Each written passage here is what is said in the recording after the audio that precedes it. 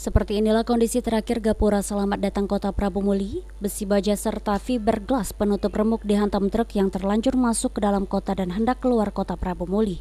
Proyek senilai ratusan juta ditabrak truk bermuatan, akan tetapi sudah 3 hari kondisinya dibiarkan begitu saja dengan tulisan Kota Prabu Muli menggantung dan nyaris roboh.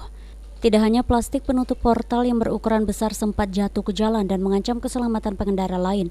Salah satu warga yang bekerja tidak jauh dari lokasi gapura menuturkan, sudah 3 kali gapura yang baru direnovasi ini ditabrak truk dan bus besar. Warga berharap gapura segera diperbaiki agar tidak membahayakan pengendara lain yang melintas. Ngebut. Langsung baik diterabas itu.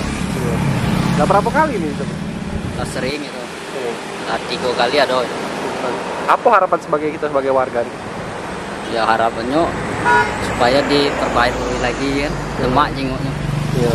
Terus itu juga takutnya membahayakan caknya. Ya bahaya kok, itu agak nyampak nimpo wong lewat kan. Menanggapi kondisi gapura ini, Ketua DPRD Prabu Muli Sutarno mengatakan, sebenarnya pemerintah sudah berupaya supaya truk tonnase besar tidak melintas, salah satunya dengan memasang portal hingga gapura di perbatasan jalan masuk kota. Namun, ulah sopir truk yang tidak taat lalu lintas mengakibatkan portal ditabrak berulang kali. Pembelajaran, jadi pembelajaran dan juga ya kita ngawasin tiap hari ini kan juga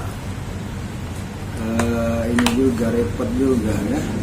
Itu kan tonnase ketinggiannya kemarin dan puso ya.